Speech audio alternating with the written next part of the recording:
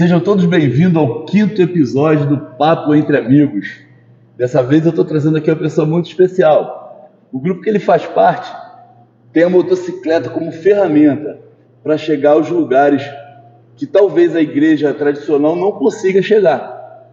E eu queria saber se eu estou certo no que eu estou falando, meu caro amigo pastor Júlio Lonte. É isso mesmo?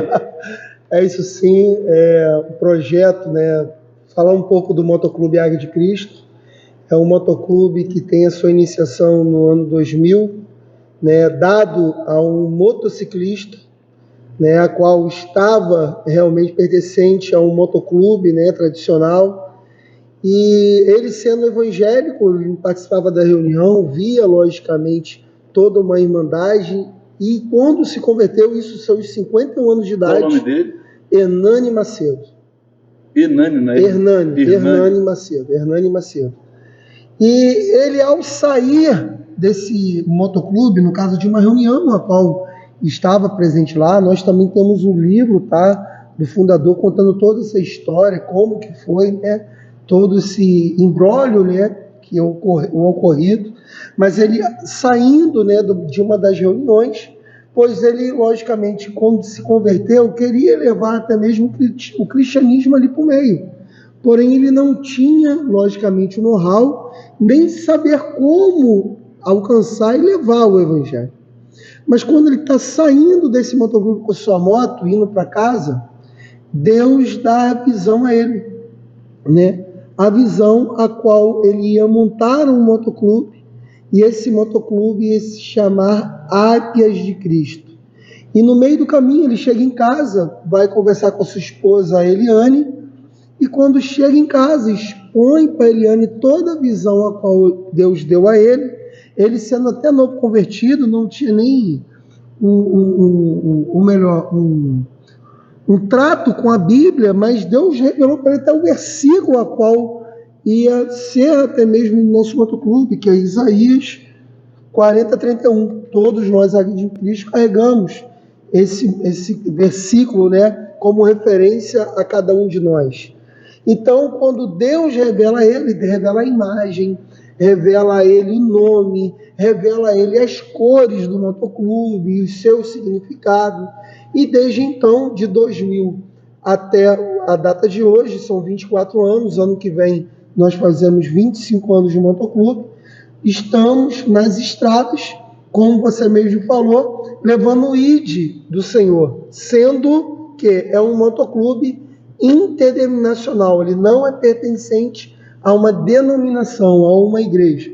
Ele sim, são várias denominações interligadas dentro do motoclube, a qual nós temos um estatuto interno, e nesse estatuto, onde nós levantamos liderança, e nessas lideranças que nós, logicamente, temos estratégia para espalhar a palavra de Deus aos confins da terra. E o Hernani Macedo, ele era liderança no clube dele ou ele era só um membro? Não, ele era um membro, não era liderança. Mas, logicamente... Deve ter sido difícil para ele, Eu não sei se naquela época já existiam motoclubes evangélicos. Não. Não existia? Não existia. Na verdade... Para ele ser aceito nesse meio do motoclubismo, que é um meio que as raízes não são religiosas, Veio de homens que vinham da guerra e depois se aposentaram, se reformaram. Sim. E compraram motocicleta para manter o espírito livre, essa é a história que contam pra gente, que a gente acredita. Então não eram homens de religião, eram homens que frequentavam bares e bebidas e confusão, isso lá no começo.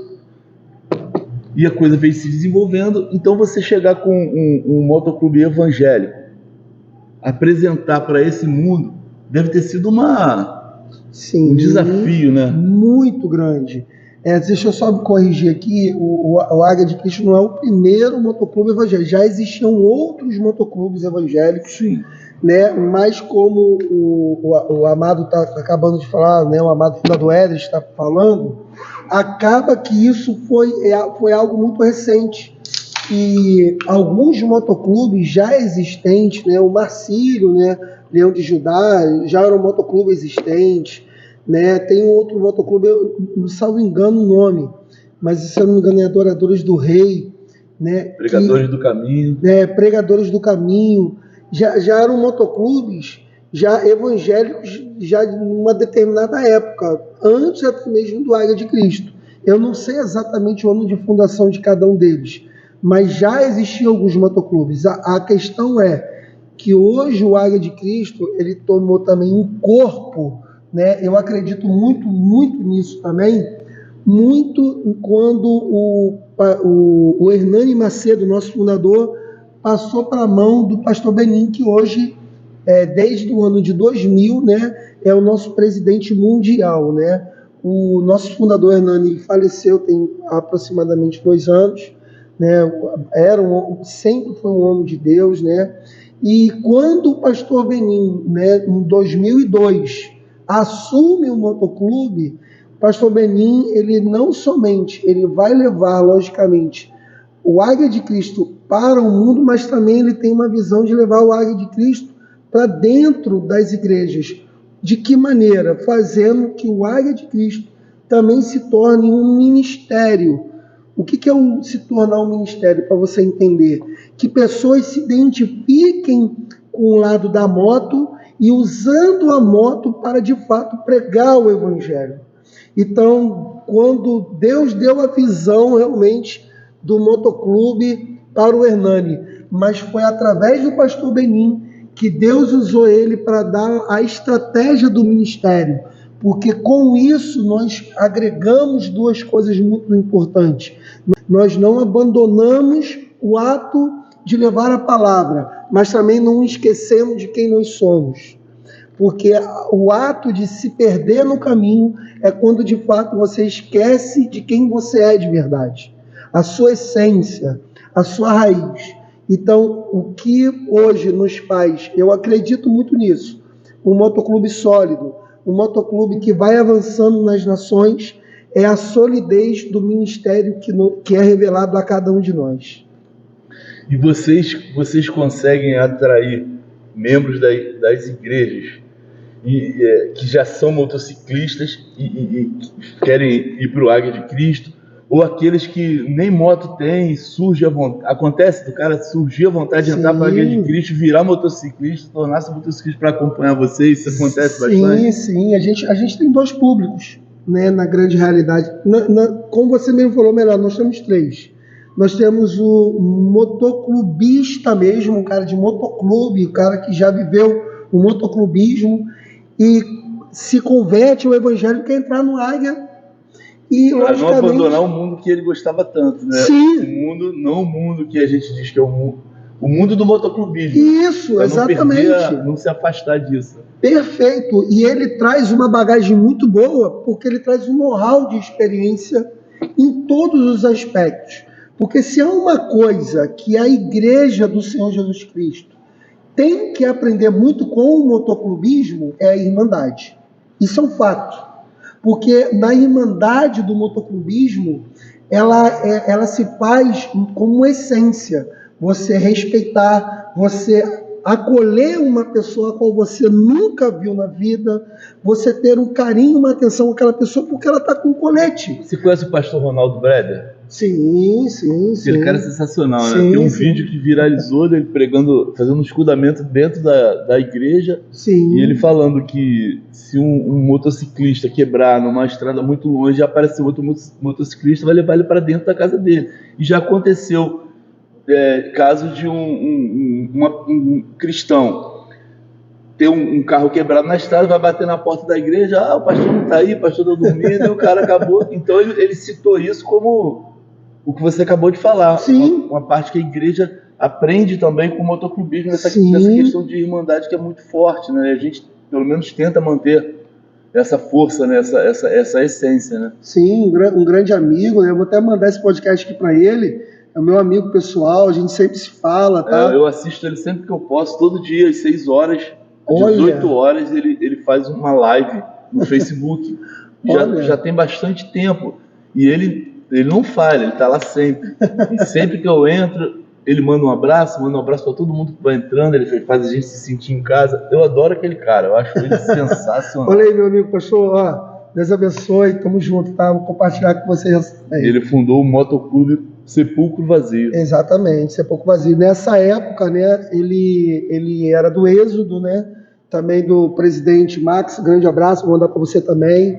E esse ano até o presidente Max, junto com até mesmo o Breder, né, fizeram uma unção de honra para mim, né? Que legal, pelo cara. todo o trabalho, o evangelismo que a gente faz, que eu faço na estrada, né? São grandes amigos, são motoclubes e homens de Deus de referência. E uma das coisas que mais me emociono, né? E eu falo muito também do pastor, é porque o que nos leva a ser de fato em Cristo é a gratidão. Porque se há uma palavra e uma essência que nós aprendemos como cristãos, é a gratidão. Se você vê alguém que não é grato por algo ou algum lugar que passou, ele realmente ainda não conheceu Jesus.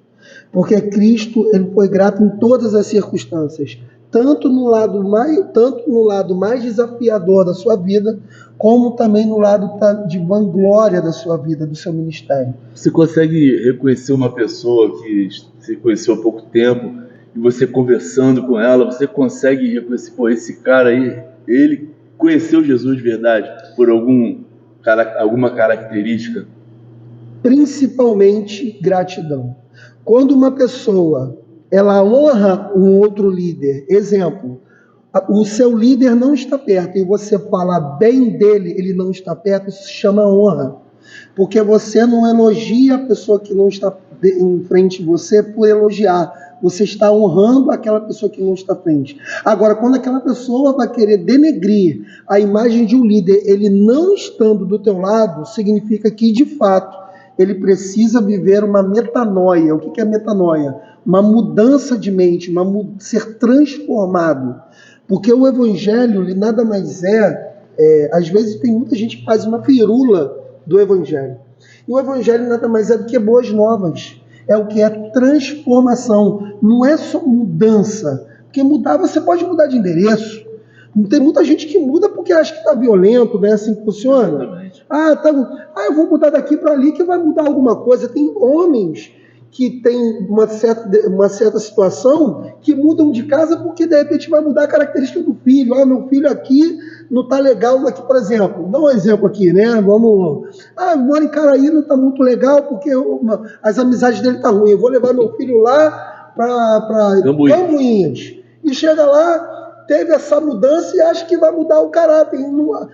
Cristo vai fazer diferente. Não, a questão não é o lugar. A questão é dentro de você. É uma mudança que tem que partir de dentro para fora. Porque no ato que eu tenho essa transformação, eu consigo mudar o ambiente. O ambiente não é que o local é ruim, pelo contrário. Nós vamos ver na Bíblia que homens de Deus ficaram em lugares diversos, lugares que para muitos eram lugares extremamente, vamos dizer, na linguagem do religioso, demoníacos, e os caras prosperaram lá. Me explica isso. José foi onde tinha adorador, imagem para tudo quanto é lado, não é isso? No Egito, adorador Deus Sete e vários outros deuses, e ele se posicionou como homem de Deus. E diz a palavra de Deus que ele foi governador. Me explica isso, Eris. Deus, a máxima que Deus não escolhe o capacitado, né? Sim. Ele capacita aquele que ele escolheu, né? Exatamente. Eu não quero perder, não quero que isso fuja da minha cabeça. Eu queria que você me dissesse o que diz esse versículo, que é a base do Águia de Cristo, Isaías 43. 31. 40, 31. 40, 31. 40, 31.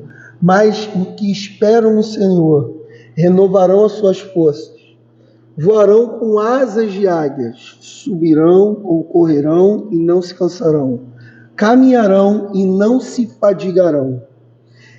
Essa palavra qual Isaías vai dar, o livro de Isaías, ele tem 66 livros. Teólogos vão dizer que o livro de Isaías é como fosse uma pequena Bíblia. É como fosse um resumo inteiriço da Bíblia, 66 livros. Como a Bíblia são 66 livros, e eles são 66 capítulos. Olha que interessante. Não sei se eu estou exigindo demais, mas você sabe em que época que Isaías viveu? Agora você me pegou. Eu acho que é uma pergunta difícil, mas sabe, né? Não, sim, mas depois eu te dou essa aqui até para você botar no podcast. Tá? Eu acho interessante, né? Sim. Essa construção da Bíblia depois de Cristo, né? Eu acho sim, na verdade foi antes de Cristo. Isaías é antes? Antes de Cristo.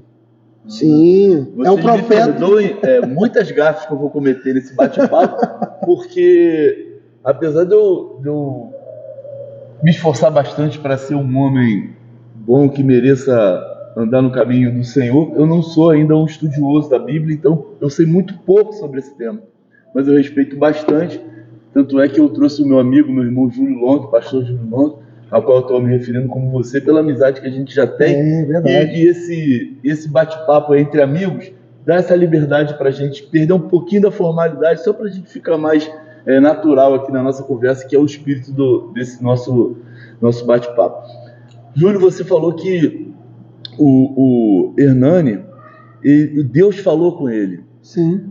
Nós que não somos evangélicos, que não somos católicos praticantes, não somos cristãos que realmente praticam a sua fé, a gente tem muita dificuldade de entender quando vocês falam assim: Deus falou comigo, Deus me disse até as cores. Como que Deus diz isso para você e eu não escuto a voz dele? É uma boa pergunta, e além disso, sabe, meu querido irmão, e eu posso falar para você, existe uma palavra que muitas das vezes alguns até irmãos evangélicos até pecam, dizendo assim: o Espírito Santo está me incomodando. Não, o Espírito Santo ele não incomoda ninguém, tá? O Espírito Santo ele fala, e ele fala de uma maneira tremenda às nossas vidas. O Espírito Santo ele vai estar em nós mediante quando Jesus ele sobe, né, ele ressuscita, aleluia, isso é fato, ele sobe aos céus, mas antes de subir aos céus ele diz para todos ali, os seus discípulos, para estar em Jerusalém, que do alto lhe mandaria os sinais. E ali, passado um determinado tempo, nem todos ficaram naquele exato momento, pessoas começaram a se dispersar. A Bíblia vai relatar que eram 300 que estavam num lugar em Jerusalém. Só que quando Deus, o Espírito Santo desceu naquela casa, entendeu? Que em Pentecoste, você já deve ter ouvido falar muito esse termo pentecostal, né? Em Pentecoste, ali naquele exato momento, pessoas começaram a falar em línguas estranhas, foram batizadas, ou melhor, o Espírito Santo começou de fato a habitar em nós, em pessoas, em carne, fazendo de cada um de nós um templo de Deus, uma igreja de Deus. A igreja, na grande realidade, era fundada a partir desse momento, formada a partir de nós. Lá existe um templo criado por homens, mas a igreja está em nós. E quando nós falamos, o Espírito Santo de Deus falou conosco, é um ato que você se prepara de fato, espiritualmente, se dedicando com jejum, com palavra, e também criando uma intimidade com Deus. Isso é um fato. E num determinado momento ele fala contigo, mas da mesma maneira que os antigos profetas também fazem, nós também fazemos exemplo, porque muitas das vezes vamos pensar que é da nossa psíquico. Caramba, será que é meu subconsciente falando comigo? Uma sugestão do cérebro. Será que o meu... Então, o que muitos, né? Poucos não, tá? Muitos profetas menores e maiores, a Bíblia, a gente divide muito isso na teologia, profetas menores e profetas maiores. Muitos desses homens, quando ouvia a voz, falavam assim: pô, será que isso é da minha cabeça? Senhor, ocorreu casos assim: faz o seguinte, se é o senhor que está falando comigo, o senhor faz chover, só que só vai molhar só esse pedaço de terra aqui. Os outros pedaços de terra não, só o pedaço de terra. E chovia só naquele... Mesmo assim, você acreditava que o homem duvidava? Vamos fazer o seguinte agora, senhor, vamos fazer o seguinte, eu acho que não é. Agora não molha esse pedaço de terra e molha o outro, o restante. e molhava. Então, muitas das vezes, cabe a nós também pedirmos uma confirmação, para que não deixar também que o nosso subconsciente coordene. Mas uma coisa eu posso dizer para você, tá, Edris, você, meu irmão, minha irmã, motociclista que está me ouvindo. Nenhuma palavra de Deus, ela não vem seguida de uma palavra de paz. Você vai sentir paz quando é Deus realmente falando no seu coração. Sabe uma coisa que eu escutei um padre falar que eu achei muito interessante, por isso que eu te perguntei sobre as características de alguém que realmente conheceu Jesus. Ele falou que a pessoa é feliz. Sim, paz. Ela é naturalmente feliz. Quando você encontra aquela pessoa naquela paz, naquele sorriso, aquela pessoa leve, ela teve um encontro com Jesus. Ele falou que isso é uma das formas de você identificar. Porque às vezes o próprio cristão não sabe, será, Senhor, que eu estou no caminho certo? Se você estiver em paz, se você estiver feliz, se você não estiver guardando rancores e mágoas, você é uma grande chance de você estar no caminho certo. Eu achei isso muito interessante. Sim, mas é um fato. Isso realmente é um fato, porque ele traz paz. Sabe, às vezes a gente quer ouvir algumas vozes no nosso subconsciente que são relacionadas a palavras que, olha que coisa interessante, que foram palavras já liberadas lá dos seus ascendentes. E isso gera até maldição. Uma palavra do seu trisavô, que foi para o seu bisavô, que foi para o seu avô, que foi para o seu pai, que está gerando em você. E aí você fica replicando uma mesma fala, um mesmo comportamento, uma mesma atitude, que ela não te traz paz. Ela não traz paz nem para o ambiente. Uma herança maldita. É uma herança maldita. Mas quando Jesus entra na nossa vida, como até mesmo o padre falou sabiamente, ele vai te trazer uma felicidade, vai cortar essa determinada maldição a partir de você, fazendo com que os seus filhos, os seus netos, os seus bisnetos, os seus trisnetos não mais acompanhem aquela herança maligna. Porque o que faz muitos de nós sermos correspondentes a determinadas atitudes, sabe o que acontece? São determinados ensinos, ou melhor, aplicações que outras pessoas dedicaram a nós. A psicologia vai dizer que nós somos o resultado das 5 pessoas que mais nós convivemos, que nós vamos tratar como comportamental, corpo, maneira de falar, jeito de agir, das 5 pessoas que nós mais convivemos. Sabe uma coisa que eu tenho muito medo? Da minha forma de ser influenciar negativamente os meus filhos e a minha esposa que convive comigo. Às vezes eu fico pensando, será que eu estou sendo um bom exemplo ou não? Será que eu estou influenciando positivamente ou não? Aí essa é uma questão que me deixa bastante aflito, né? Porque às vezes me flagro errando, né? Errando numa forma de falar, numa forma de reagir a alguma coisa que meu filho fez ou deixou de fazer. O que eu tento é, quando eu percebo o erro, ir lá e pedir desculpa, tanto para eles quanto para minha esposa. Sim, sim. Eu aprendi isso e isso me deixa leve. Um dia desse eu chamei a atenção do meu filho, porque ele não fez algo que eu achava que ele deveria fazer, porque era muito importante para a carreira dele, que está começando agora. E eu fui grosso, rude com ele. Eu fiquei um dia inteiro com aquilo me remoendo, o dia seguinte inteiro, aquele peso nas costas, aquele coração apertado. Eu falei, por que eu falei assim com meu filho? Até que eu chamei ele e falei, meu filho, o que eu falei para você, da forma que eu falei, foi completamente errada. Mas a mensagem que eu queria te passar era uma mensagem correta. Era um bom conselho para você seguir.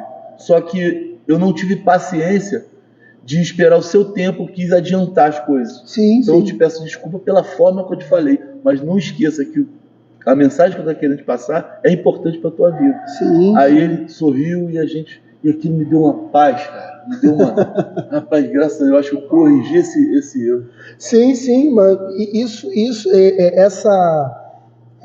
isso é um cotidiano. A comunicação, na verdade, faz com que nós possamos até, de certa forma, até errar uns com os outros, entendeu? Quantas vezes nós vamos errar não querendo errar? E quantas vezes a gente vai dar determinados conselhos que a gente sabe que é pro bem, mas a gente vai, de repente, atropelar o tempo do outro?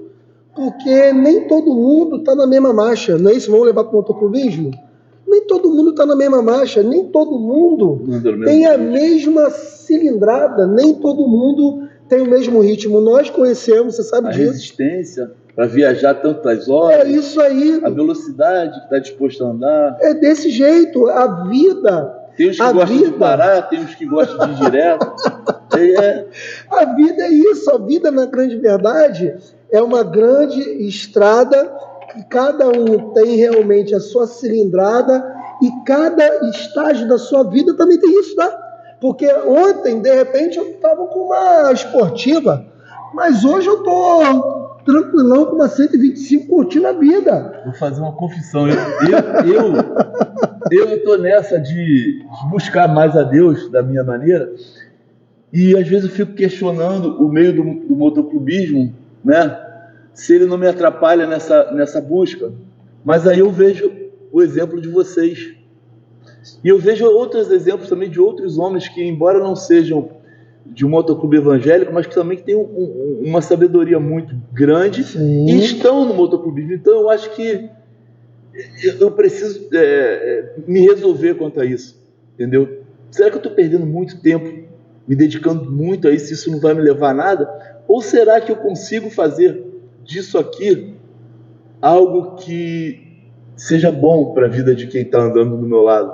Sim, eu vou qualificar isso como uma palavra que a minha esposa Michele fala muito, né? Tudo na vida tem que ter o seu equilíbrio. A verdade é essa. Porque no momento a qual eu dedico muita força num lado e nada do outro lado, eu vou falhar no lado que eu não estou dando força. Então, tudo, na grande verdade, quando Jesus entregou a sua vida por nós, para que nós possamos viver, meu irmão, a gente está aqui vivendo, a gente tem que tirar a onda vivendo. A gente tem que viver tirando onda mesmo, tirando onda que eu estou falando. Sendo feliz. Viver exatamente na sua extremidade, sendo feliz, sendo reto, correto, porque a melhor coisa do mundo, meu irmão, é eu chegar na minha casa, deitar no meu travesseiro e sentir paz. Não tem preço. O problema é que hoje a gente está virando, o ritmo nosso está tão acelerado, sabe, fundador Edris, meu amigo Edris, que hoje a gente está vivendo mais com o nosso maior cérebro. Qual é o nosso maior cérebro? É o estômago. Olha que interessante. E hoje a psicologia vai dizer para nós que por conta do fast food, aquela comida rápida, tudo tem que ser rápido hoje, irmão. Tudo tem que ser para ontem, o resultado tem que ser para ontem.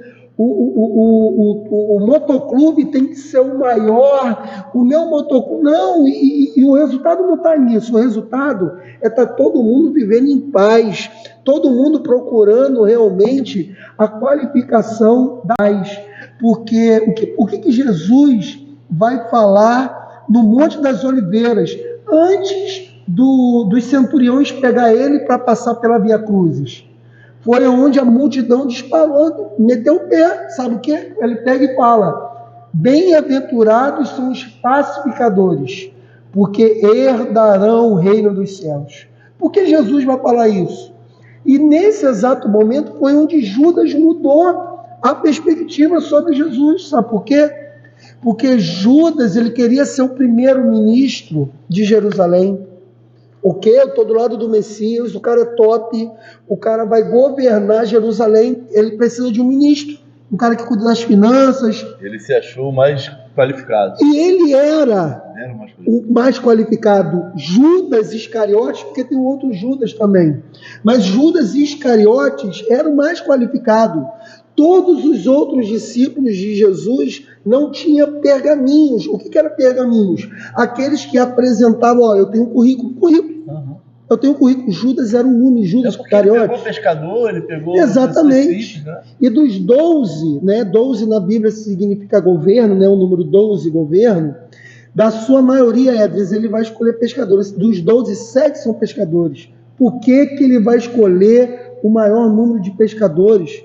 Porque a pesca é a única profissão do mundo que sabe lidar com decepção.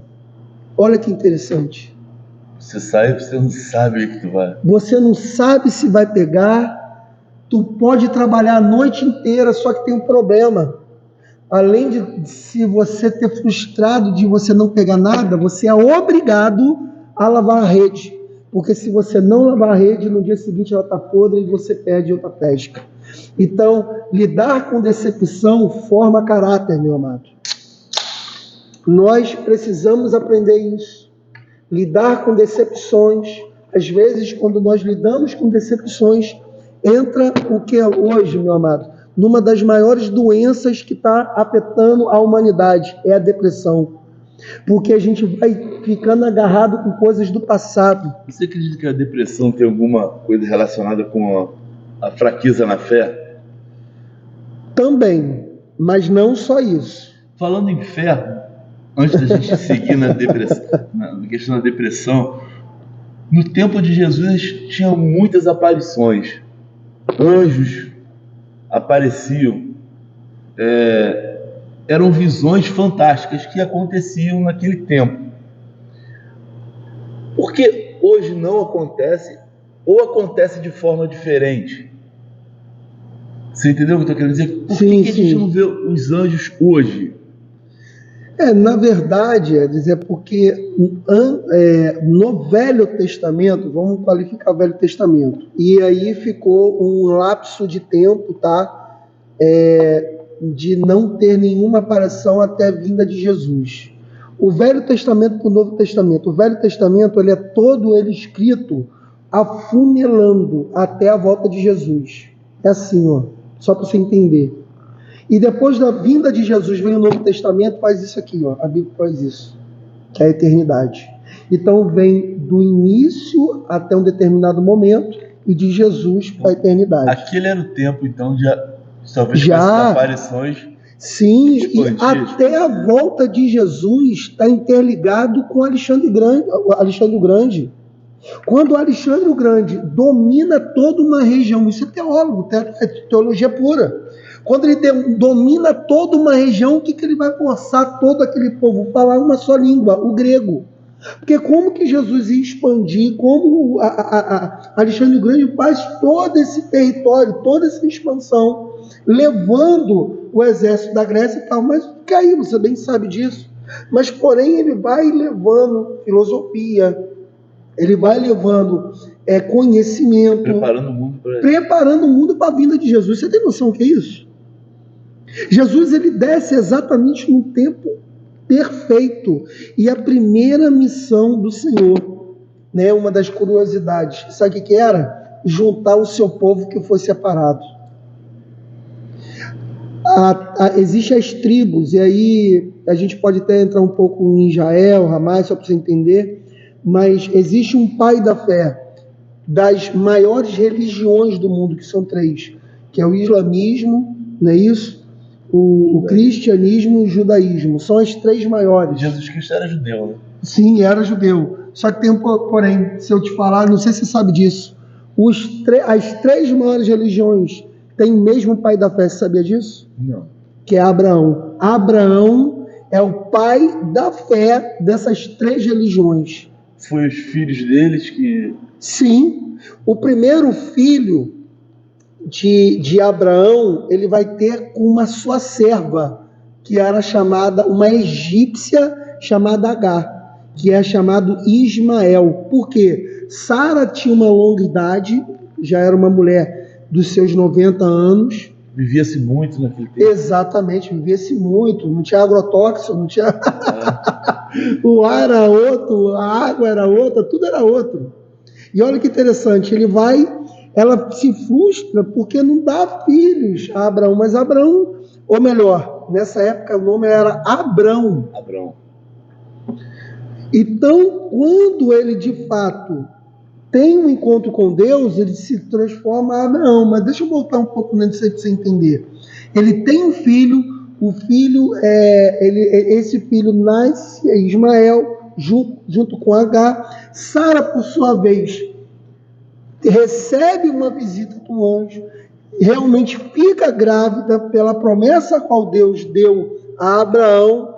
Ela nasce Isaac, porém cria-se um problema. E agora? Quem é o primogênito? Quem é o primogênito? É o filho. Ismael, meu irmão. Não é mais Isaac, mas não é do filho. O que ela faz? Bota para fora, sem exagero. Botaram para fora Agar e Ismael. De Ismael, que é a sua descendência, que você bem sabe, vem o profeta Maomé. Então, Maomé vem exatamente de Ismael. Entendeu? E vai fazer sentido agora. Sim, e há encaixes na Bíblia que você não tem noção.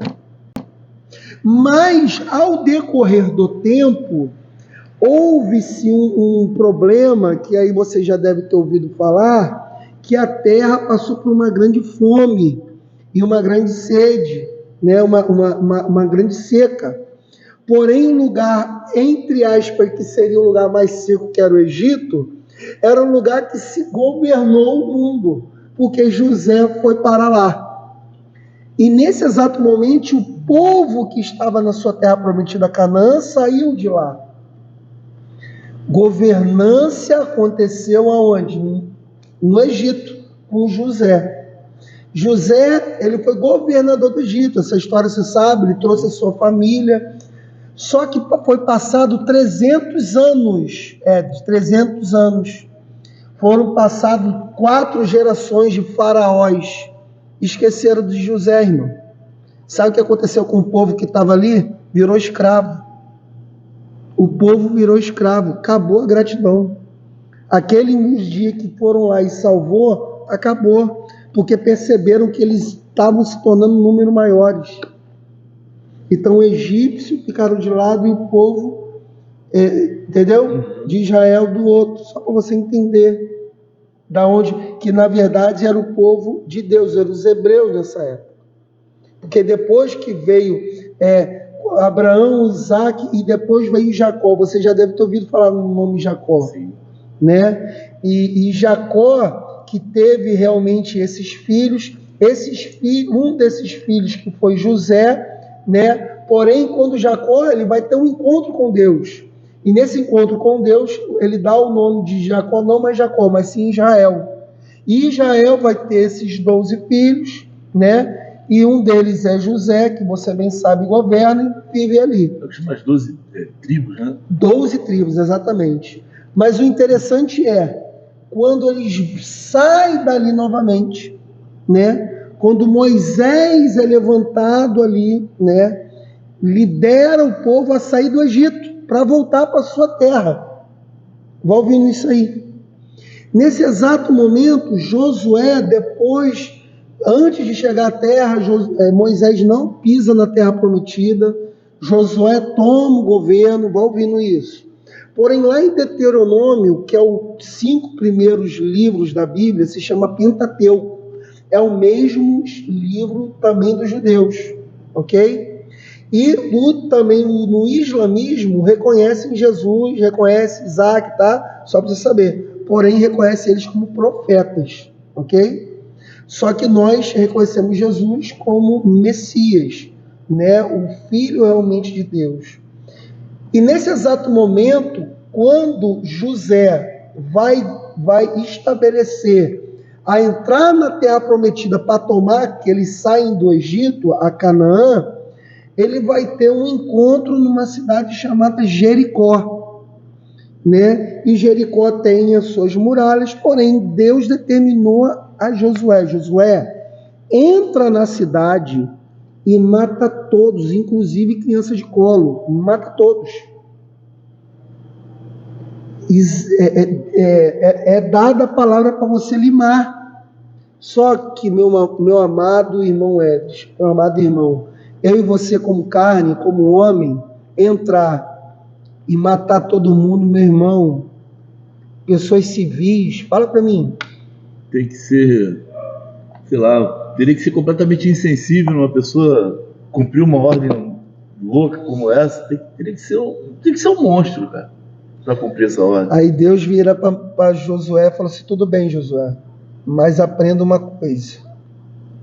Pelo resto da vida, esses mesmos que você está propondo hoje serão como uma unha encravada no seu pé que nunca sarará.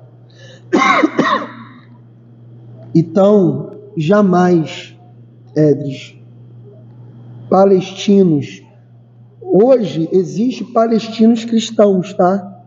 Existe muitos, e são aqueles que mais sofrem no meio do cristianismo, porque eles negam toda uma geração. Não pode expressar fé, né? Exatamente. Você imagina? É um cristão, vamos dizer assim, escondido, né? Imagina. Pessoas assim, perseguidas ao extremo. Rapaz, essa guerra eu não vejo o jeito dela. Não, foi o que eu acabei de falar. É uma unha encravada. É uma guerra. Não sei se o termo seria de guerra santa, é uma guerra espiritual, quase, né? É uma guerra espiritual. É uma guerra espiritual. Pelo Deus, pelo mesmo Pai da fé. Olha que interessante. O mesmo Pai da fé de um é o mesmo Pai da fé do outro. A diferença é que, como eu falei, de Ismael vem Maomé, né? Então, para eles, Maomé é o cara. E lá na Torá deles vai dizendo coisas e não nada contra o muçulmano, por ao contrário. Hoje, no mundo, é a religião que mais cresce. A gente aqui no Brasil, a gente fala do cristianismo, e alguns que não entendem muito, não têm conhecimento, falam assim, dos 10% ou do dízimo, 10% que a igreja católica ou a igreja cristã, evangélica fala, né? Não é isso? Já ouvi falar muito isso.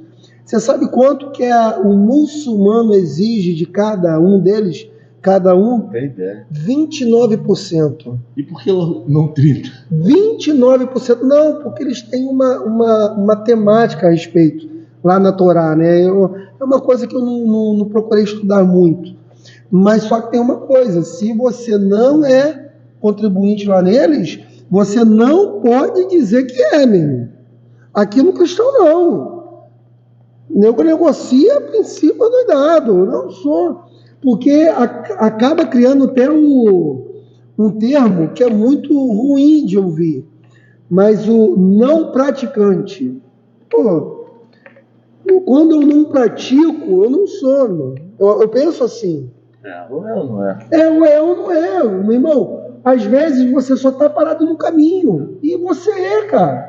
Não fala que você não é praticante, não. Você é praticante, sim. Você só está parado.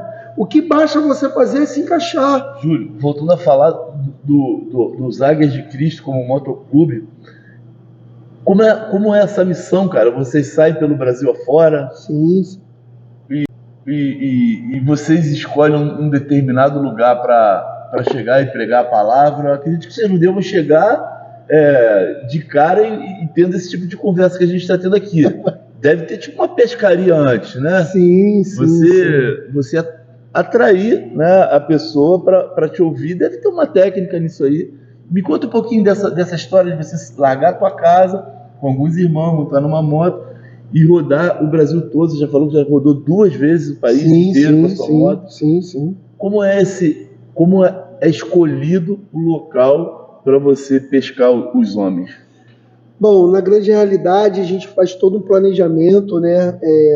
De que maneira? A gente faz o planejamento de 100 ou 150 quilômetros, né, no caminho da estrada, para nós pararmos com as nossas motos, e nós sabemos, entendemos que existe em cada um de nós alvos e objetivos, e o nosso alvo principal são motociclistas, mas no caminho nós temos ali...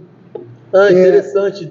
Então um foco principal é pegar motociclista. Quando eu digo pegar, é levar a palavra para os motociclistas. Exatamente. Rapaz.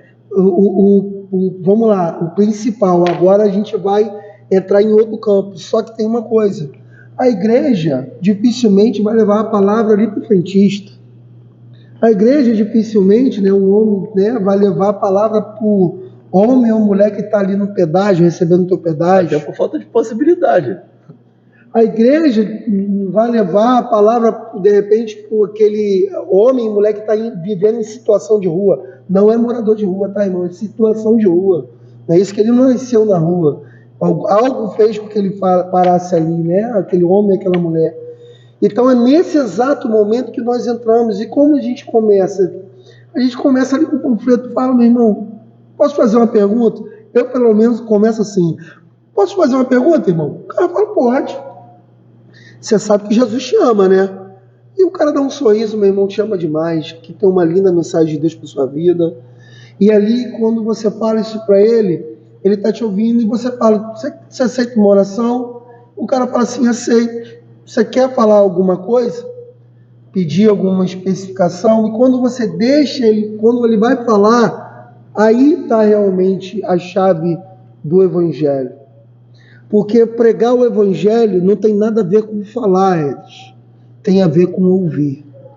Tem frustração de você, num determinado dia, você sentir que você não atingiu nenhum coração? Olha, você lembra que eu falei porque Jesus escolheu a sua maioria pescadores? É lidar com decepção. É verdade, as coisas se encaixam. É lidar com decepção. Agora, eu falo para você, eu já vivi muitos sobrenaturais. Edris, eu parei numa dessas, parei no posto, e eu olhei o posto de conveniência, era 8 horas da manhã, nós tínhamos acabado de sair de Teófilo Otoni, nós estávamos indo para o Ceará, lá em Limoeiro do Norte. Nós paramos no posto, chegando no posto, o atendente, né, o frentista, olha, está fechado ali o posto de conveniência, mas ó, aquele bar lá está aberto. Se ele viu a gente todos de preto, ele jamais ia imaginar. Só que o bar não era bem bar, era a casa das primas. Era a casa das primas, meu irmão. Que armadilha do Deus. Estava ouvindo. Aí entrou o pastor Zacarias, aleluia, na frente, eu atrás. Ele pediu, sentou aí, gente, ué. Né? Tocando lá o negócio, safadão, né? Tocando safadão. Uma menina, uma jovem, 2 rapazes numa mesa. Ele pediu um café, eu logo depois pediu, sentamos na mesa, ele, logicamente, ficou assim meio sem jeito. E tinha café? E tinha café, era 8h30 da manhã. Tá certo. Mas essa mesa, eles estavam bebendo cerveja, nessa mesa em frente. E naquele dia eu entrei, eu falei assim, olha, eu vou lá no banheiro. Eu fui no banheiro.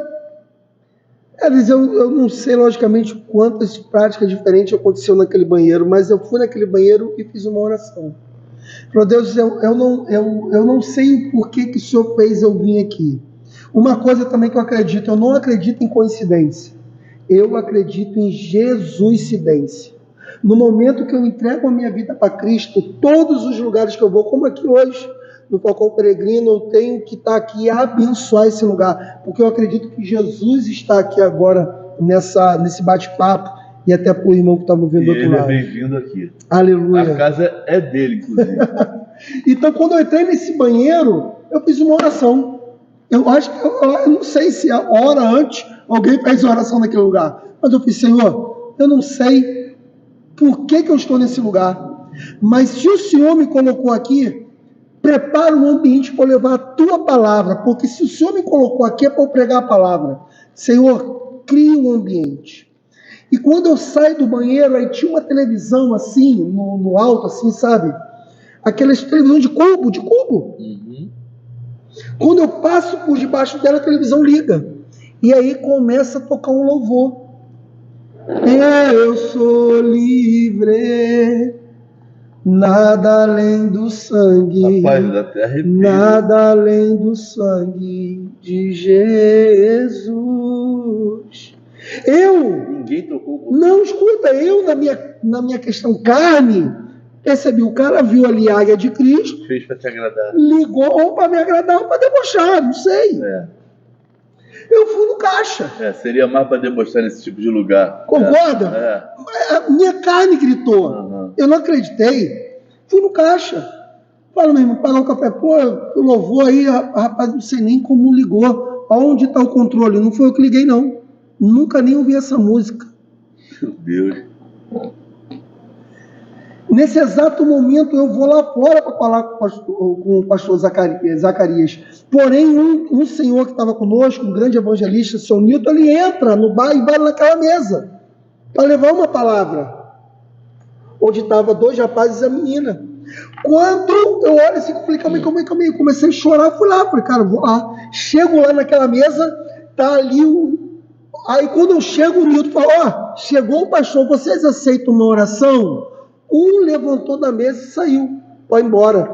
O outro, sem exagero, Edris, pegou a garrafa de cerveja e fez assim, do alto. Botou mais cerveja no copo.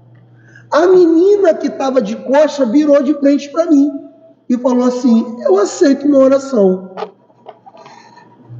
Naquele exato momento, Edris, quando eu fui colocar a mão na cabeça dela, o Espírito Santo bradou dentro de mim e falou, se ajoelha para falar com ela. Edris, quando eu me ajoelhei para falar com aquela menina, ela caiu num choro tão profundo, ela só chorava. Eu de joelho, imagina, no bar das primas de colete, imagina a cena. E eu com a mão na cabeça dela, ela chorava. Ela olhou para mim e falou assim, eu jamais na minha vida imaginei que o homem ia se ajoelhar para falar comigo. Nossa. E por que o Espírito Santo mandou ficar de joelho? Porque quando eu botei o Espírito Santo dessa posição, ela vê muitos homens se ajoelha para falar com ela. Quando ela fala isso para mim, logo depois ela fala, pastor, eu sou uma assembleiana desviada. Sim. O meu pai e a minha mãe me criou trancado num quarto, pastor. Quando eu fiz 18 anos de idade, eu me revoltei, entrei numa primeira boleia de caminhão. Eu sou de São Paulo. Eu entrei numa primeira boleia e estou há 1 ano trabalhando nesse prostíbulo. Só que eu não aguento mais. Eu falei, filha, Deus me trouxe aqui para dizer uma palavra para você. Volta para a casa do pai. Deus usou o Nilton com uma palavra. Aquela menina levantou, aceitou a Jesus, pegou as coisas delas e nós levamos, direcionamos ela no ônibus novamente para a casa da sua família. Que isso? Essa, Edris, que eu estou te falando, é uma das. Eu posso aqui contar inúmeros testemunhos para você. Já valeria uma viagem toda. Você entende?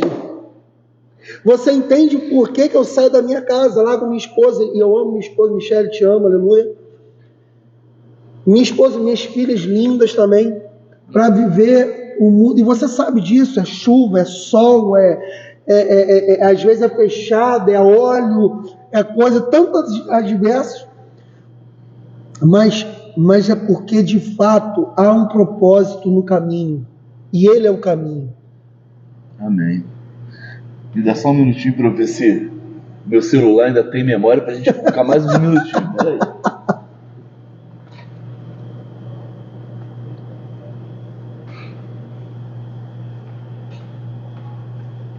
Tá funcionando. Rapaz, essa conversa já tem mais de 50 minutos e a minha ideia era meia hora, 40 minutos no máximo. Cara, eu sabia que ia ter muito assunto nesse nosso bate-papo, cara. Mas me diz uma coisa. Você já nasceu numa casa cristã? Ou você se converteu depois de um tempo na sua vida? Como é essa história de Júlio até chegar no pastor Júlio? Então, é uma história... Resumindo, né? Porque, senão... exatamente, bem rápido. Não nasci no lar cristão, pelo contrário, nasci onde minha mãe... nada contra a religiosidade, tá? Mas meu pai sempre foi espírita e minha mãe católica, então quer dizer, eu sempre tive um desequilíbrio muito grande a nível de religiosidade. Então, o fato de seu pai ser uma pessoa espírita, isso, já estou cortando a sua história, mas é porque pinta assim, né? O seu pai sendo espírita, houve alguma resistência da parte espiritual quando você conheceu Jesus? Não, porque a palavra de Deus já fala, isso é muito, a salvação ela é individual, entendeu? Essa é a realidade. Graças a Deus, com o tempo, de novo, a religião ela não salva. A gente tem que deixar claro, quem salva é Jesus Cristo. Até mesmo a palavra diz que muito daqueles que nós não imaginávamos que vai estar no céu vai estar lá. Primeiro, caramba, você vai se surpreender, o que? Caramba, eu cheguei aqui, estou dentro. Aí qual é a segunda coisa que a Bíblia fala? Fulano de tal também está aqui, olha lá, ó. Caraca, eu jamais imaginei que fulano de tal ia estar aqui. E a terceira coisa e última, caramba, fulano de tal não está aqui. Acreditava que fulano de tal ia estar aqui. Depois da salvação. Exatamente. No céu. Olha isso aí. Então, às vezes nós temos uma perspectiva, mas nós sabemos que Jesus Cristo é o caminho, a verdade e a vida. E ninguém vai ao Pai a não ser por Ele. Então, a nossa devoção, dedicação e vida tem que ser em Jesus. Mas voltando... Bom, isso não te atrapalhou, então vamos embora. Isso, voltando. Eu era vocalista de uma banda de rock. Que isso, cara? Isso eu não sabia não, rapaz. Que era cover do Kurt Cobain, eu tinha um cabelão grandão, independente, cara. Devia fazer sucesso. Exatamente, né? E eu tinha um apelido, inclusive, independente, de novo, eu tinha um apelido. Meu apelido era Júlio Bagulho. Por que Júlio Bagulho? Eu falo isso, as minhas filhas sabem, minha esposa, porque era o cara que melhor apertava baseado, mano. Que isso, cara? Cara. E junto com a banda, eu pego e sofri um acidente, onde eu vou parar em cima de uma cadeira de rodas. Você tinha quantos anos? Então, eu tinha 17 para 18 anos. Eu tenho a banda desde os 16, tocava na noite ali no Gradinho, em alguns lugares. Soltava com uma banda quando sofri o acidente. Eu já tinha 16 anos, já tinha carro, né? Porque eu sempre fui muito ativo, lavava carro, lavava jato, né? Era um primeiro negócio que eu tive com alguns amigos. E ali eu juntava um dinheiro, comprei um carro, levou a Fusca. Hoje o Fusca está muito caro, meu Deus do céu. Hoje o Fusca virou carro de colecionador. Hoje o Fusca virou colecionador. Mas eu sofri um acidente onde eu fui parar em cima de uma cadeira de rodas. E a cadeira de rodas, ela formou o meu caráter. E para resumir, senão aqui a gente vai entrar em... Mas eu tive um encontro com Deus na cadeira de rodas. E numa noite, eu dormindo na minha casa, eu sonhei que eu estava entrando numa igreja. Aí eu acordei esse dia, levantei da minha cama, tomei banho, botei a roupa, fui no ponto de ônibus, dei um sinal para o ponto de ônibus, entrei no ônibus. Quando eu sento no ônibus, eu vi que eu estava andando. Que isso, rapaz. Cara, ali eu comecei a chorar. Você estava na cadeira de rodas. Exatamente. Deus reformulou isso na minha vida. Você precisou passar... Exatamente. Pelo sofrimento. Exatamente. Quem formou o meu caráter? Eu nasci de novo em 9 meses numa cadeira de rodas. Quem formou o meu caráter foi essa experiência. É por isso que vocês dizem, né, que a gente tem que dar graças sempre para tudo, né? Sim, exatamente. Porque exatamente. Você não sabe por que você está passando por aquilo, por aquele processo, né? Pô, meu irmão, hoje há processos na minha vida e na vida de muitos, a sua, na vida de todos, que a gente tem que ver o que realmente serviu de aprendizado. A gente não aprende no sim, a gente aprende no não, antes. A gente evolui, não é no sim, não é quando tudo dá certo. A gente evolui quando dá errado. Porque a gente pensa, eu já passei por lá, não preciso mais voltar. E sábio é aquele que viu que alguém foi e deu errado, não vou tentar, já deu errado. O sábio é esse, irmão. Não é isso? Certamente. É igual eu costumo dizer, o cara que fala assim, pô, droga, meu irmão, no intuito da carne, droga top, todo mundo, caramba, isso me satisfaz, isso me satisfaz. Mas isso é um momento, para a vida, é um desastre, é uma droga, destrói. Mas para a carne, no momento, é uma felicidade. Mas você quer viver de momento ou você quer viver de felicidade? E nesse encontro com Jesus Cristo, você consegue substituir essa euforia que a droga te dá pela presença de Deus e que te preenche. Acredito que sim. Você perde a vontade de... Sim. Neemias vai dizer que a alegria do Senhor é a minha força. A minha força é a alegria do Senhor. Porque quando Jesus vai dizer, conhecereis a verdade e a verdade vos libertará, ela te liberta, ela te dá um plus. Ela faz você enxergar a vida de uma maneira totalmente diferente. Ela faz você ter uma perspectiva de coisas que você muitas das vezes dava valor e coisa, caramba, é isso mesmo? Isso não vale nada, meu irmão, pelo amor de Deus. Eu estou brigando por isso aqui, meu irmão, isso aqui não é nada. Às vezes tem famílias, amigos, parentes que não estão se falando por uma herança ou por um pedaço de coisa que daqui a pouco você vai embora, vai ficar aí e muito daquilo que você brigava, nego não vai estar nem aí, vai até dar para os outros, vai até se desfazer. Então nós temos que entender que a coisa mais importante é isso aqui, meu irmão, é olho no olho, é a gente estar feliz um com o outro, é compartilhar um pedaço, o mesmo espaço de tempo, eu procurar te entender, você procurar me entender, e o que traz a unidade é o Espírito Santo de Deus. Porque se tirar o Espírito Santo de Deus de mim, Edson, meu irmão, minha irmã, se tirar, eu sou carne, eu não valho nada. Quem vale dentro de mim, quem vale dentro da minha inspiração está aqui, ó, é o manual didático. A Bíblia, ela vai dizer para mim, Edson, quem eu sou, para onde eu posso ir, o que eu devo ou não devo fazer. A Bíblia, ela me diz isso. E eu não falo pela religiosidade, entenda, amado, não é religiosidade. São homens e mulheres que viveram a mesma perspectiva, a mesma vida, e eles agiram. Aqui você vai ver exemplos que agiram errado, exemplo que agiu certo. O que agiu errado, as consequências, e o que agiu certo, as consequências. Eu tenho a escolha. Deus nos dá esse livre-arbítrio por causa disso. Porque eu posso escolher, Edris, para que caminho eu vou. Olha que interessante. Eu posso escolher. Eu posso pegar a minha moto aqui e escolher. Agora, Edris, eu tenho, de repente, muitos aqui, tem um dinheiro no banco, bota gasolina, eu vou para onde quero. Esse livre-arbítrio é tão extenso, é tão amplo, é tão verdadeiro que se eu escolher pegar uma faca aqui e te apunhalar, Deus vai deixar eu fazer isso. Sim. É isso que muitos não entendem. Sim. Como ele deixou fazer isso? Sim, pô. Mas é o livre-arbítrio. Sim, pô. É uma escolha.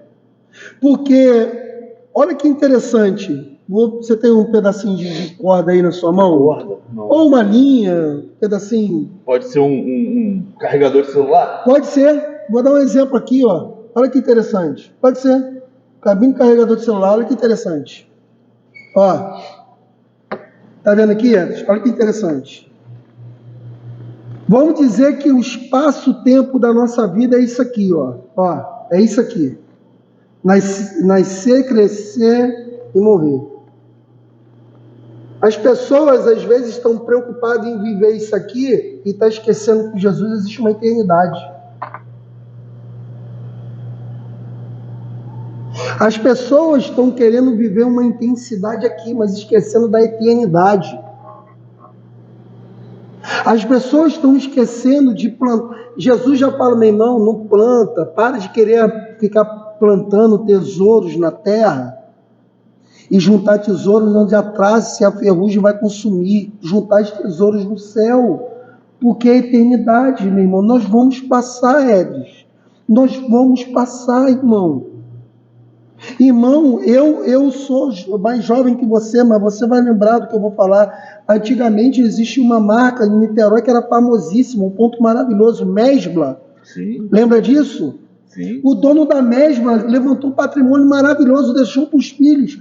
A Mesbla era tudo na vida do cara. Quando o cara morreu, sabe o que os filhos fizeram? Vendeu tudo. Tecão na mão de um cara chamado Ricardo Mansur, que foi o último... Sim. último administrador, dono, não sei, mas foi ali que acabou tudo. Sim. Era a única escada rolante que a gente conhecia na vida.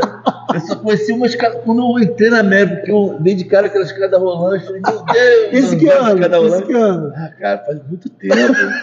Eu cheguei aqui no Mutuá contando meus amigos que eu tinha andado na escada rolante, todo mundo querendo saber como é que era andar na escada rolante. Olha isso aí. E esse cara que construiu esse patrimônio, que os filhos perderam tudo. Então pronto. É o que eu falo, porque o que é importante para você, e aquilo era o motivo da vida dele. Entende? Olha que loucura. Irmãos, por isso que eu falo assim de coração, vive a sua vida tirando onda. Ame a sua esposa como você nunca tivesse o amanhã. Ame seus filhos, faça tudo pelos seus, enquanto há vida em você. Sabe para quê? Para que amanhã você não possa se arrepender e dizer que a vida passou, o tempo passou. Ontem a minha filha tinha acabado de nascer, hoje ela tem 22 anos. Tem coisas que a gente olha isso. A gente custa entender que se o homem casado construiu a família dele, se ele não estiver bem com a família dele, cara, aqui fora nada dá certo. Sim, é isso aí, pô. É isso aí. Nada funciona bem. É isso aí, se a família não estiver apoiando, se a minha família não estiver me apoiando nos meus projetos aqui fora, sim, meus projetos se arrastam e não dá prazer. Sim, diferente quando abraça, sim, a coisa flui e é tão bom, né? Então eu demorei muito para aprender, eu ainda estou aprendendo a trabalhar isso, a ser um marido exemplar que ame a esposa e entenda, né, que ela é um ser humano que vai errar igual eu erro, e eu tenho que estar preparado para não criar atrito quando isso acontecer. Isso aí, isso mesmo. E outra coisa, eu queria deixar até um recado até para todos os nossos irmãos nesse bate-papo. Cara, dedique tempo para sua família de qualidade. Busque você e a sua esposa. Saia você e sua esposa, os dois. E depois, busque um tempo de qualidade, você, sua esposa e seus filhos. Tenham esse discernimento de separar momento você e sua esposa, momento você e seus filhos. Ah, pastor, eu não tenho muito dinheiro, eu não tenho, sei lá o que, meu irmão, olha só, vai para uma praça, vai para Charitas, vai para qualquer lugar, mas cria um momento a sós, bate um papo, converse um com o outro, aleluia. A felicidade está em qualquer lugar. Exatamente, lembra que eu falei, olha só, existe hoje no Brasil, Edson, homens que eu já trato, inclusive, pessoas riquíssimas, que são extremamente infelizes, pois não tem pessoas do lado que possa confiar. Porque se há uma coisa que o dinheiro tira de perto de você, meu irmão, é a credibilidade da confiança. Isso é um fato. E no motoclubismo, a coisa mais interessante é outra coisa que eu sou apaixonado por esse universo por causa disso. O cara entra aqui dentro, você não sabe qual a moto que ele entrou, o que ele tem, o que ele não tem, você gosta do ser humano, da pessoa, você abraça ele, você quer estar junto, você compartilha com ele alguma coisa, aquele movimento ali é tão bom e tão maravilhoso, daqui a pouco você vai descobrir. Pô, quem é aquele fulano? Estou dando exemplo aqui, independente. Pô, é um advogado do governador. Tava aqui. E qual outro? Não, o cara é um porteiro, independente, irmão. Não estou fazendo acepção de pessoas. Eu estou querendo te mostrar que nesse nosso meio a gente não está preocupado com a classe social. Com a classe social, cara. Isso é muito importante. Então o motoclubismo traz isso também para o nosso meio. Nós não temos essa separação, essa distinção. Um ou outro faz, meu irmão, eu acho que é uma grande minoria. Sim. Né? Porque em tudo quanto é lugar, a gente sabe que tem pessoas que... Você querer santos também, você não vai ter. Você não vai ter santos aqui dentro, né? É verdade, pô. Alguns são menos... abençoado, vamos dizer assim, né? Tem a mente um pouco menor e está no nosso meio e acaba fazendo coisas que a gente não gosta, mas isso vai acontecer dentro da igreja, dentro do seu trabalho, vai acontecer tudo quanto é lugar. Vai ter uma pessoa de uma mente um pouco menor que cria picuinhas, que cria isso, cria aquilo, mas eu acredito que a grande maioria é o que você disse. Eu, por exemplo, eu estou interessado no sorriso e no abraço que eu vou dar naquela pessoa ali, independente de onde que ela veio, da função que ela ocupa na sociedade. Ela está aqui, vai receber meu abraço, a gente vai festejar juntos. Eu acho que isso é um lado muito bom da Irmandade Motociclista, assim. Meu amigo, já temos mais de 1 hora aqui. A gente vai ter que encerrar, porque senão depois eu não consigo nem tempo para editar essa nossa conversa. Mas eu quero te dizer que foi lindo. Eu Amém. tinha certeza. Não consegui falar. Porra, eu não consegui falar, até xinguei que se perdão. Eu não consegui falar 10% das coisas que estavam na minha cabeça aqui para conversar contigo, porque um assunto vai puxando o outro e a gente vai falando de Deus, e eu tenho me interessado muito por esse assunto. Amém. Deus, né? E eu queria um dia poder voltar aqui para a gente Amém. falar mais coisas. Amém, amém. E para finalizar, eu queria que você fizesse uma oração por Amém. mim, pela minha família, Amém. pelos irmãos que fazem parte dessa casa, pela família deles. Amém. Por todos que entram aqui na Amém. terceira sexta-feira do mês. Eu falo para eles: deixem os problemas lá fora, procurem apenas se divertir aqui dentro, fiquem em paz. E eu quero que esse lugar seja um lugar de paz. Eu quero que esse lugar seja um lugar de alegria.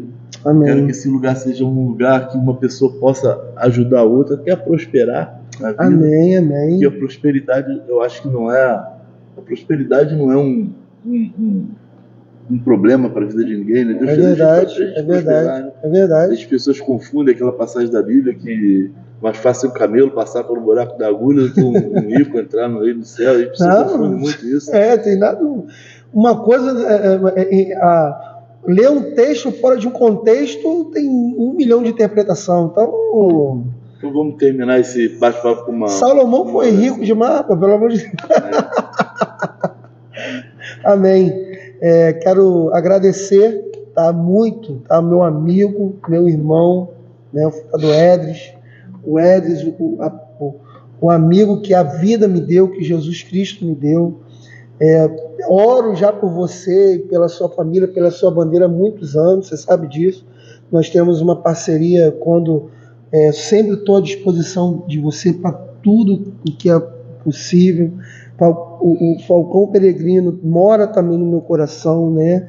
Tenho aqui amigos, irmãos, pessoas que eu amo, e eu costumo dizer, né, que para todos, essa irmandade linda que é cada um de nós, né, que usamos o nosso colete, né, para a irmandade, o colete é a segunda pele, mas para nós, né, motoclubes evangélicos, eu costumo dizer que para nós é muito mais do que a segunda pele, é o colete salva-vidas. Nós usamos esse colete para levar uma palavra de vida para a sua vida, para a sua família. Não digo só o Águia de Cristo, mas tantos outros motoclubes evangélicos, né? Porque a gente não pode estar aqui atrelando a somente uma instituição. Por contrário, eu amo mesmo o meu motoclube, porém eu tenho adoração a Deus e tantos outros irmãos que também amam o seu motoclube. A primeira palavra que eu queria deixar para cada um de vocês: amar o motoclube é legal, é top, mas em primeiro lugar é a família de vocês.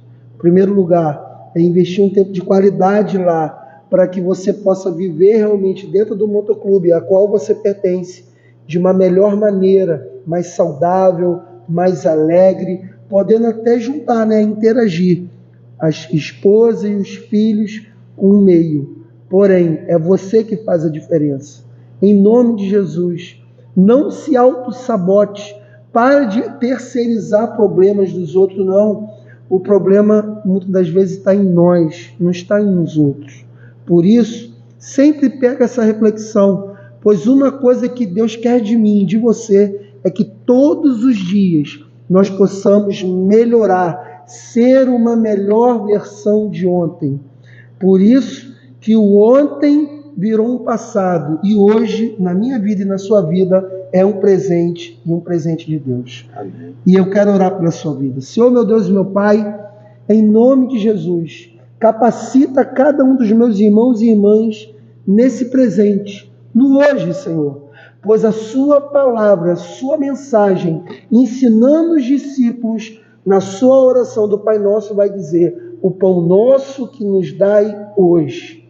Por isso, Pai, esse pão de hoje, que é fresco, que é maravilhoso, seja com cada irmão, cada família, cada bandeira de motoclube representada, seja com a bandeira do Falcão Peregrino, com cada família, cada homem, mulher, filho, filha, parente, Pai, seja com cada casa, acampe os seus anjos, Pai, em cada casa, Pai, que todos aqueles que entrarem aqui nesse lugar, no Falcão Peregrino, possam sentir a tua presença, Pai, possam realmente ser tocados pelo seu Santo Espírito, Senhor, pois se o fundador diz que a casa é dele, esse lugar é consagrado ao Senhor Jesus Cristo, pois ele faz morada aqui também no Falcão Peregrino.